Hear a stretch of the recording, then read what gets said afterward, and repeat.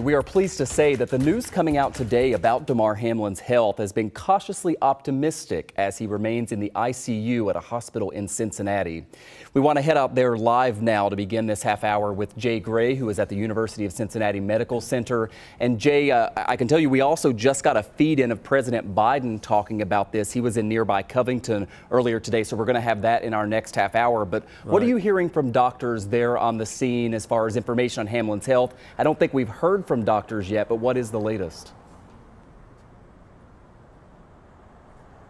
Yeah, it's interesting. We have not heard a lot from the doctors here since he was admitted Monday night. And the hospital has said they're going to leave it up to the family about what's discussed. And what we've heard from the family is that they are encouraged with what they see as signs of progress, but they're also very quick to acknowledge that his recovery at this point is still very uncertain. So here's exactly what we know and can piece together.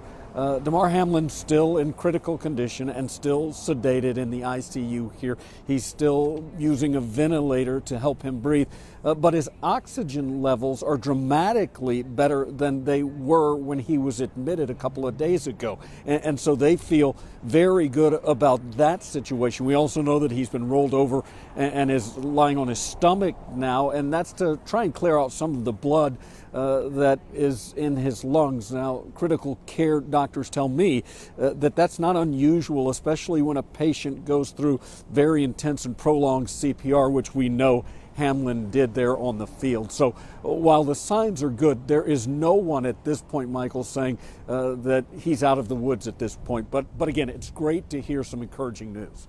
Jay, what about the scene there at the hospital? We know over the past few days there have been some fans, Bills fans, but also Bengals fans, football fans, and maybe even people who don't care about the sport, but coming there to show their support. What are you seeing? Yeah, there absolutely have been, and it continues. Look, there's a core group, maybe 6 or 7 people who have been here since Monday evening and remain here, keeping vigil and trying to show their support. And you're right, they're not all football fans, but they're here to try and just support him and his family. You can see them at times greeting members of his family when they come out to get a breath of air or something. And then as we get later in the evening and folks get off of work, that crowd grows. There's a makeshift memorial about a block or so from here, and you see it growing with candles, with cards and signs, with balloons. And so the focus is still very much on Damar Hamlin in this city, at this hospital, and really not only across the NFL, but across the nation. A lot of people very interested and watching him very closely, hoping for a full recovery. Jay, I'm almost out of time, but quickly, I understand we've also learned a bit more today about how medical teams were able to respond so quickly during the game on Monday night and how important that was.